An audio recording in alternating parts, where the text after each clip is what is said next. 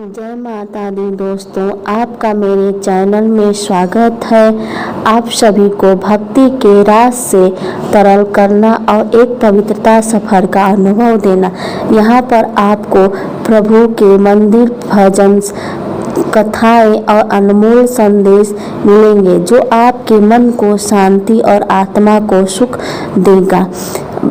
भक्ति एक ऐसा मार्ग है जो हमें अपनी आत्मा से जोड़ता है और प्रयास कराता है कि हम चाहते हैं कि आप ये अनुभव हमारे साथ जिए और प्रभु की कृपा का लाभ उठाएं। अगर आपको हमारे भजन और कहानियाँ प्रभावित करें तो हमें चैनल को सब्सक्राइब करना ना भूलें और अपने दोस्तों और परिवारों के साथ ज़रूर शेयर कर लें ताकि लोग भी भक्ति के सुखमय सफ़र का एहसास बन सकें। इस छोटी सी शुरुआत से हम प्रभु और माता के मंदिर के गीत और प्रेम का विस्तार करेंगे। हर गीत हर शब्द में प्रभु और माँ दुर्गा की कृपा होगी।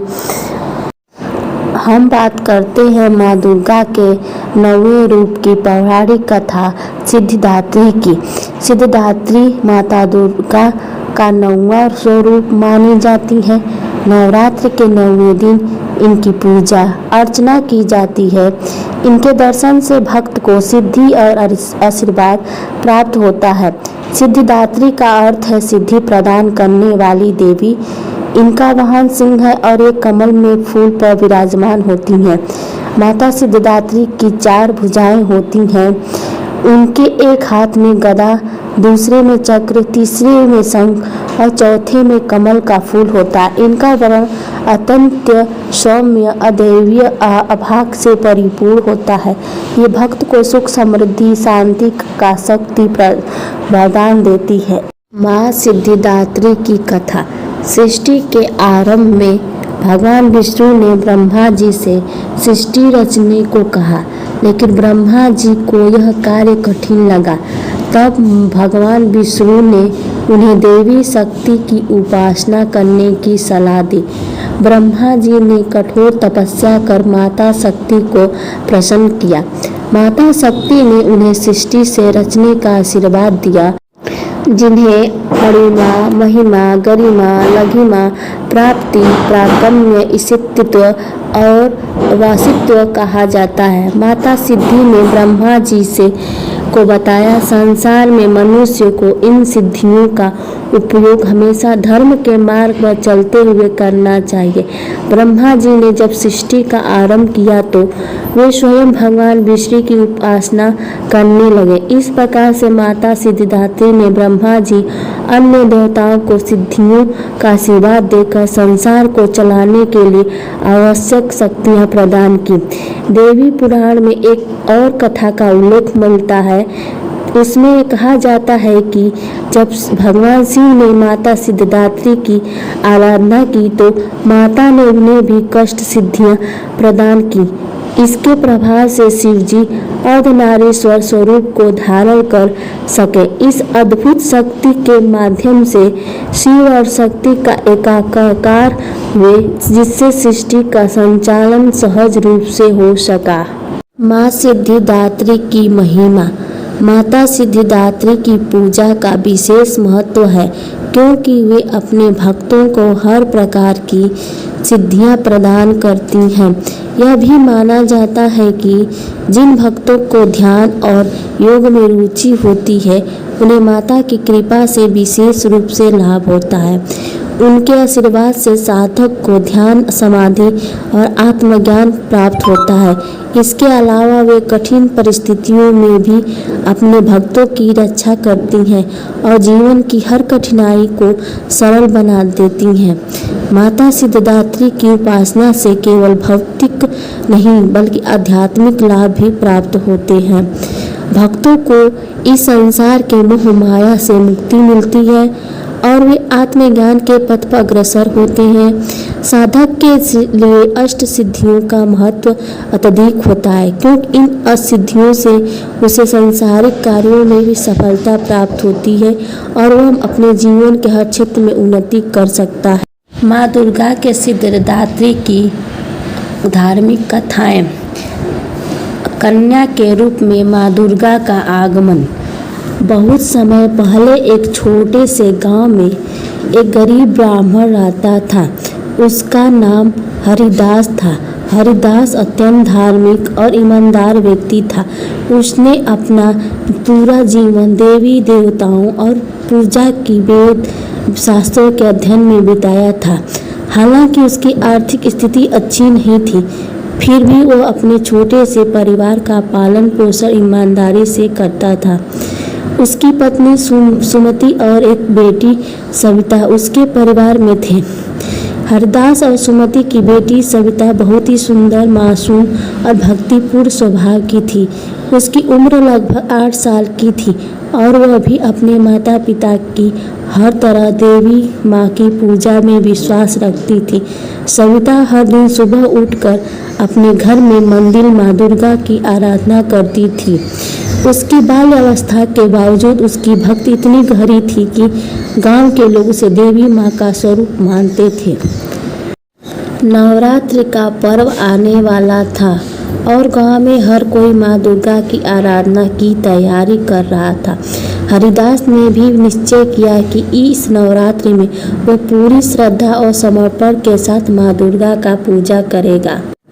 उसने यह भी निर्णय लिया कि वह नवमी के दिन कन्या पूजन करेगा, जिसमें 9 कन्याओं को भोजन कराकर उनका आशीर्वाद लिया जाएगा। हालांकि उसकी आर्थिक स्थिति बहुत खराब थी, फिर भी वह इस व्रत और पूजन को पूरी निष्ठा से करने का संकल्प ले चुका था। हरिदास ने अपनी पत्नी से कहा, सुमति, हमें माँ दुर्गा की पूजा में कोई कमी नहीं छोड़नी चाहिए। चाहे जितनी भी कठिनाइयाँ आए, हमें 9 कन्याओं का आमंत्रित कर कन्या पूजन करना ही होगा। सुमति ने चिंतित स्वर में कहा, लेकिन हमारे पास पर्याप्त भोजन भी नहीं है, हम कन्याओं को क्या खिलाएंगे? हरिदास ने उत्तर दिया, माँ दुर्गा स्वयं हमारी मदद करेंगी, हमें केवल श्रद्धा और विश्वास रखना चाहिए। नवरात्रि का पर्व शुरू हो गया और हरिदास और सुमति ने पूरे 9 दिनों तक व्रत रखा। वे दोनों दिन रात माँ दुर्गा की आराधना में लीन हो गए। सविता भी उसके साथ माँ की पूजा में शामिल होती। हरिदास ने हर दिन माँ दुर्गा के विभिन्न रूपों की पूजा की और उनसे अपने परिवार के लिए कृपा प्रार्थना की। हालांकि उनके पास अधिक साधन नहीं, फिर भी उन्होंने कुछ भी था उसे माँ चरणों में अर्पित किया। हरिदास ने गांव की छोटी सी कन्याओं को आमंत्रित करने का सोचा, लेकिन उसकी आर्थिक स्थिति इतनी खराब थी कि वह उन्हें भोजन कराने के लिए कुछ भी नहीं जुटा पा रहा था। इस कठिनाई के बावजूद हरिदास ने अपने विश्वास को नहीं खोने दिया। नवमी का दिन आया। हरिदास ने 9 कन्याओं को आमंत्रित करने का निर्णय लिया, लेकिन उसके पास भोजन के लिए कुछ भी नहीं था।